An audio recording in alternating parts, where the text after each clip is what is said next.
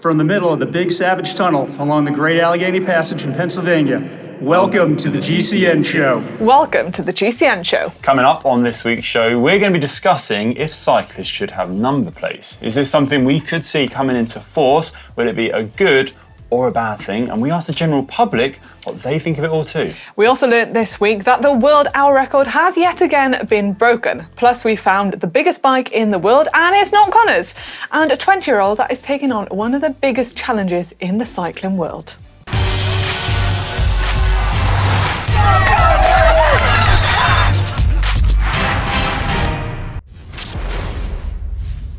This week in the world of cycling, number plates might be going on bikes. The Transport Minister in the UK caused a huge stir last week by insinuating that the government may bring in number plates as a legal requirement on bikes. This came off the back of suggestions that the speed limit should be extended to cyclists, something that currently isn't the case. And therefore number plates may be the best way to enforce such potential rules. There was, quite rightly, a huge backlash, with pretty much everyone calling the politician out for such a ridiculously stupid idea.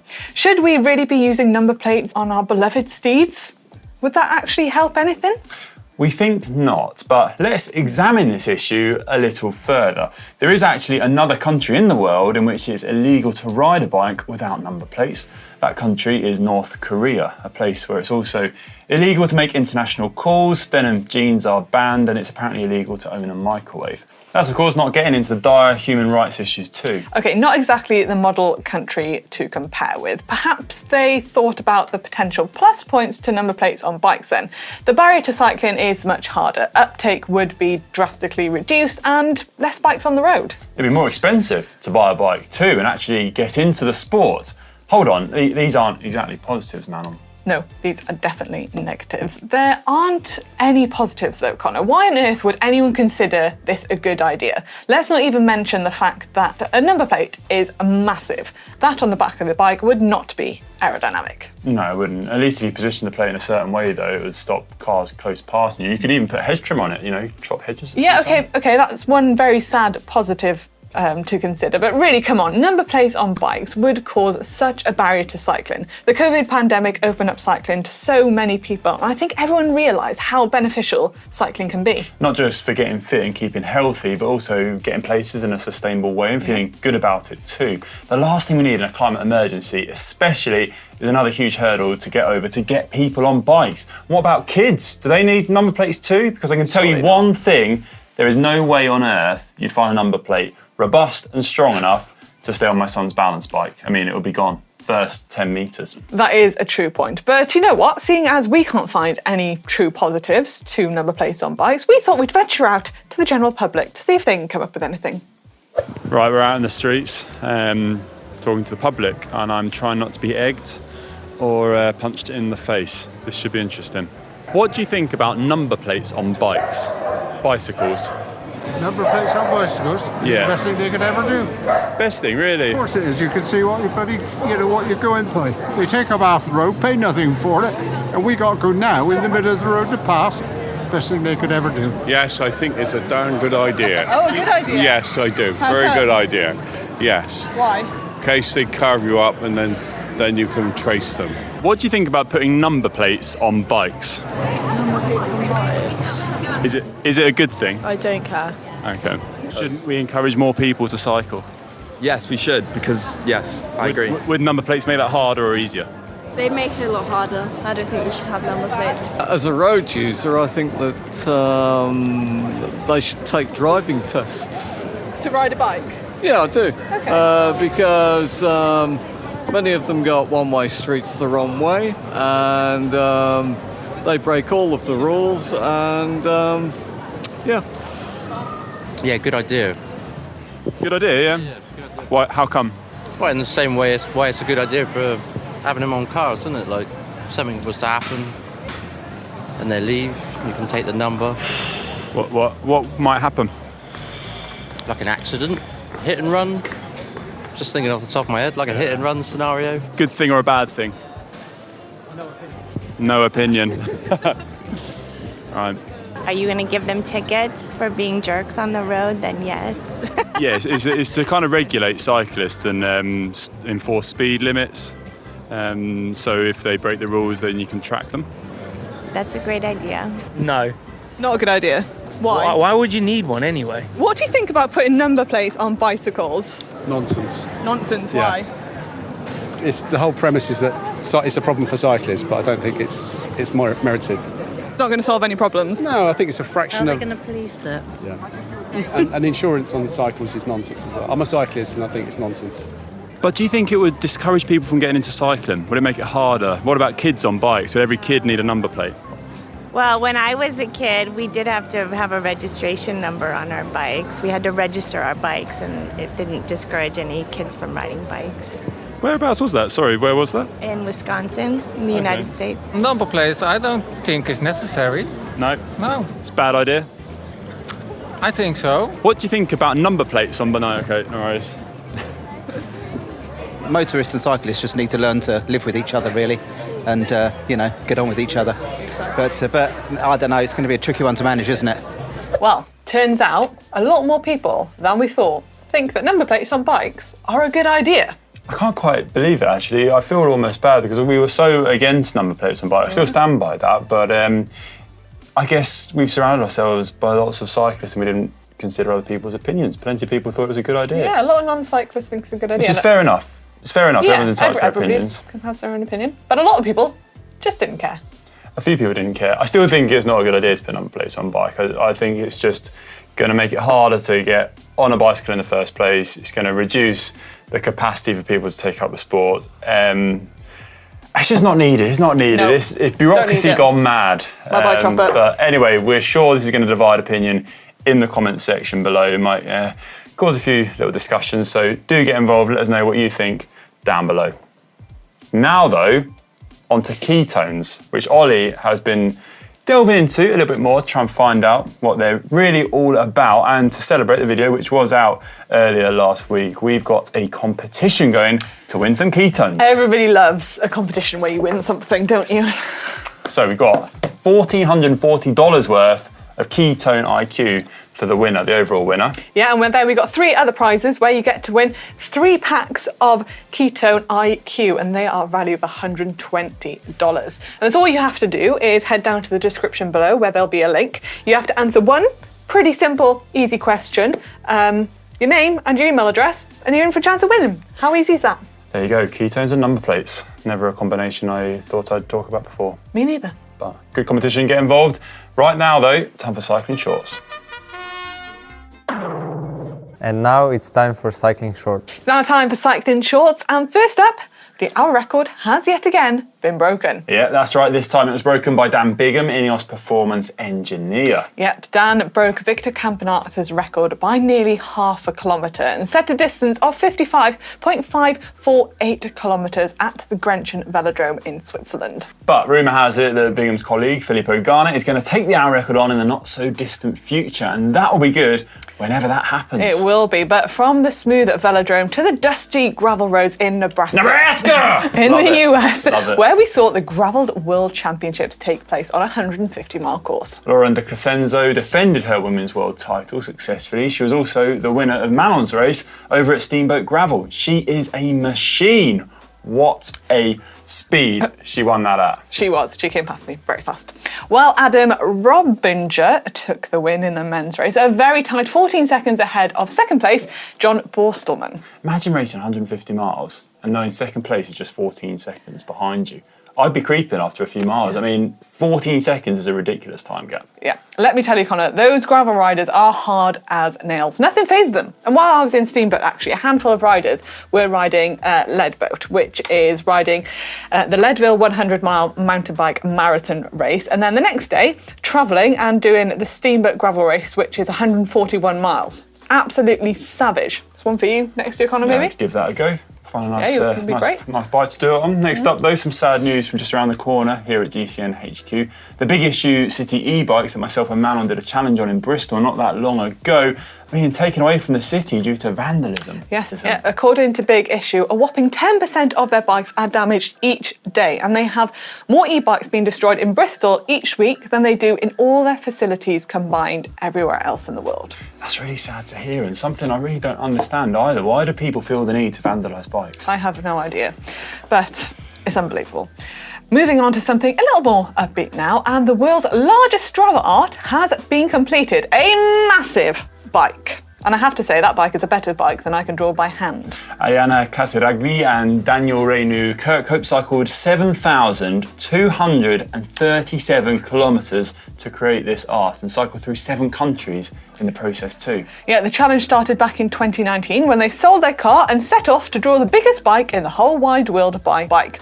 They had to ride a whopping 555 kilometres to the start point in the east of France, where they started with the top tube. They also had a third passenger, their little dog Zola. Cute, isn't it? Very cute. Pandemic slowed the trip down, but it took them a total of 131 riding days. Imagine if you lost the GPS files for that ride. You would be absolutely heartbroken. I'll have a nightmare about that later now. But what an accomplishment that was. I wonder what their next challenge will be. Even bigger bike? It could be. No, I don't know. Is there enough space in the world to do a bigger bike? I'm sure there is. It was pretty big. You have to go off. Maybe they can do a pedalo in the sea. That is a challenge. That's a shout. I'd say that's almost verging on impossible, to be honest, Manon. I'd What give it a about good go. currents? You'd be drifting off course. It'd be very... Oh yeah, it would be hard to stay on track. It'd be a bit of a jalopy bike in the sea. Either way, moving on to this young chap who is currently trying to ride all Grand Tours in 1 year plus the transfers. Eric Horthmecker has already completed all of the Giro plus transfers. All of the Tour de France plus the transfers, and has now begun the big final stint. La Vuelta plus transfers. Let's also keep in mind that the Vuelta this year started in Holland for the first few days, then headed over to Spain. That is 1,384 kilometre transfer in a car. That would be around 14 hours, and most of the riders would just fly. But Eric is riding that. That is completely bonkers. And in my head, I find it really hard to get my head around this challenge. That's nearly 20,000 kilometres in total. Eric is starting to struggle with a few knee niggles, but let's all send him our best and we really hope you can do it. Good luck, Eric. He's basically Spider-Man if he can finish this. It is absolutely incredible. Before we move on, this very touching story was brought to our attention after Jesse Laster won GCN Inspiration in episode 482. He was contacted by a fellow viewer of the show and cancer survivor Billy, who had exactly the same surgery as him. And the pair recently met up and went out for a ride in York when Jesse visited the UK. I love that. Cycling and the GCN show, bringing people together. Yeah, brilliant. Absolutely amazing. I really hope you enjoyed that ride too. Now, as many of you will know, the Vuelta a España is in full pelt with the riders heading towards the first summit finish at the end of this week. And with it, we're all set to lose another 3 weeks of our lives glued to every minute of the race. And to celebrate the start, we have loads of new stuff for Spanish racing fans in the GCN shop. We have been working on some new limited edition Spanish racing inspired t-shirts and hoodies in our GCN shop, plus the Ultimate Racing Bundle. The bundle includes our new GCN book, The Complete Fan's Guide to Pro Cycling, and this covers everything you need to know about pro racing, and I am in it, which is, well, it's a plus point, isn't it? I think I'm in it too. Maybe it's more of a plus that I'm in it. Right, it's that time of the week. Hack/Bodge. Oh, let's start with one from iHearken. Of course it would look better with GCN water bottles. That's a good one. And this is definitely a hack because, well, I'm going to say we've all been there, but I've definitely been there, where you've put your water bottle away and it's still a little bit wet and it gets a bit stinky. I'm terrible for not washing my bottles. I hate smelly water bottles, so you have to let them air dry, and that is a great way to put them upside down, all the water drips out. You're not going to have that problem anymore. It's a great idea, because you know what else is annoying when you have your water bottles all over like the countertop and you just end up knocking them like Skittles. It's like bowling in our kitchen, water bottles. Yeah. Very neat and tidy. That for me is definitely a hack. Hack from me too. Nice one. Moving on to the Spinner 8. And following on from my rock handlebar hack or bodge submission, this was my next progression to get me to the end of the 1,540 kilometre London-Edinburgh-London Audax. Suffered from Schirmer's neck after 1,300 kilometres. Initially used rocks taped to the bars to lift his hands a little bit more to see the road, which I think, for one, is hardcore. Hardcore.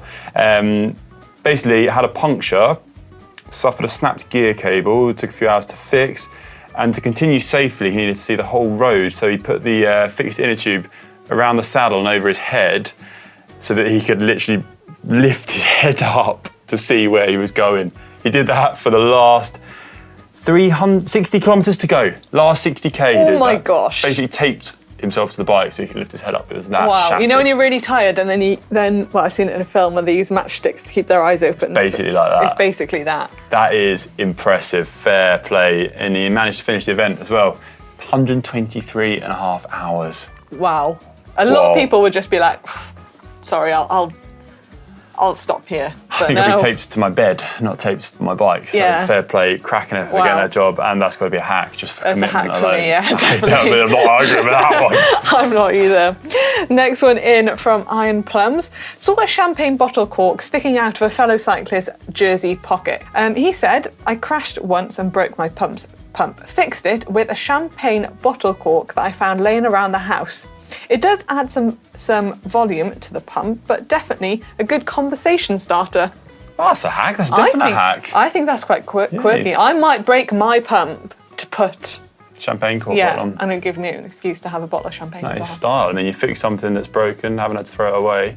Hack from me. Yeah, definite hack. I mean, we're on a roll with the hacks We today. are. Can't argue with that. And I think this next one's going to be a hack as well. I mean, you reckon? Mad week. This one's been sent in by Louise Lemus-Mex.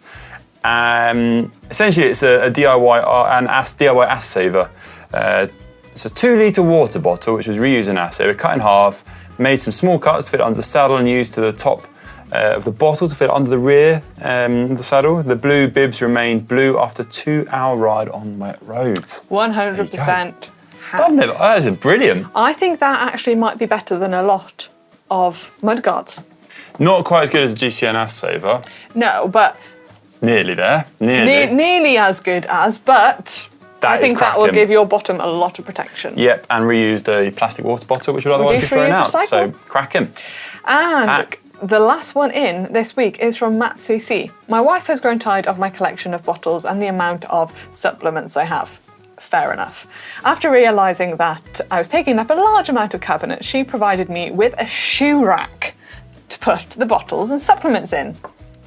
I mean, I think that is very neat and tidy and organised, and you can see everything. That is, yeah. I mean, I wanted this to be a bodge because we can't have a hack for everything. You can bodge it if you want, Connor. Find some flaws in it and bodge it. I was going to bodge it mainly because I tried to get one of these for myself, but my shoes were too big for it. But he's managed to find another use for it, so it's a hack. So that is the definition of a hack. Yeah, that is a hack. So it's a hack. Yeah. It's a full house. Full It house of is. hacks. Yeah.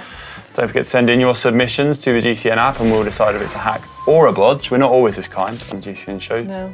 If you did want one for your shoes, I'm sure you could somehow make them bigger, like do 2 in 1 to fit your shoes in. Yeah, but they're You just just that need to big. you need a They're custom one, wide don't as you? well, man. I'm like, Don't put your feet on the table, Big Connor. shoes. Connor, no feet on the table. sorry, man. Sorry. Moving on. Caption competition, Manon. It's that time. Last week we gave you this image and we have chosen a winner. Right. The winner is Fritpass with the caption, Let's hear it. after a large trench coat was removed, Connor's identity was revealed. Like it. I do like it. too. Brilliant. I like it. That was good. Brilliant. Message us and we'll send this right away. I am just a little kid deep down underneath Yeah. this giant persona. Deep. Right, moving on. This week, this week we have a photo for you. Here it is. You can see it on screen now. What are we going for, man? I've got a suggestion. Go on then. Oh no! I just deleted that massive bicycle I drew in France last week. Would have got the world record. I deleted it. Oh no. It's good. It's good. Working on it. It's good, but I Not think as good as the you guys GCN can do so much better. So make sure to drop your witty captions down in that comment section below, and we'll reveal the winner next week. Good luck. You can do better than that. Come on. Okay, time for comment of the week now. Personally, my favourite time of the show, and we had this brilliant one sent in on Manon's gravel race from last week. You might want to read this one out, Manon. I'll read out, Connor. It was from William Keys. I know that feeling when you're completely cooked in a long event and one moment you're feeling good and the next you're questioning your life choices. It's a sign that you've pushed yourself and that's a good thing. It's been too long since I've done it and this video has inspired me to step out my comfort zone and try something like that again. Well, I'm really glad, William, and that ride was completely out of my comfort zone as well. as you can probably tell. But I feel so good after you've done it. Yeah, nice one, William. Nice one, man, for getting round. That was a heck of a ride. Thank you. Fair play. Moving on to Ollie's ketone video from last week. This was sent in by MSc Beagles. Thanks, Ollie. I may well be using this vid in my chemistry classroom. Never knew you're an actual chemistry PhD as well. I love it when actual science gets explained nice and simple, but still correctly for a big audience. Keep them coming, please. Fair play, Ollie too. Yeah, Ollie is quite good at the whole science. It'd be cool if we have like cycling videos in a classroom. I like the thoughts of that. Yeah, that'd be cool. Like GCN infiltrating the classroom. Yeah, that'd be great. Watch us go. Watch Ollie go. Next one under protective clothing, a motorbike kit, and this one is in from Millicent. Honestly, if companies would design and make a cycling targeted, more protective gear, I'd buy it. I'm willing to sacrifice some time and effort for the peace of mind that knowing that if anything would happen, I'm safe from any type of injury, short of getting hit by a car. I thought of a good protective clothing for Hank. You know those Zorb balls?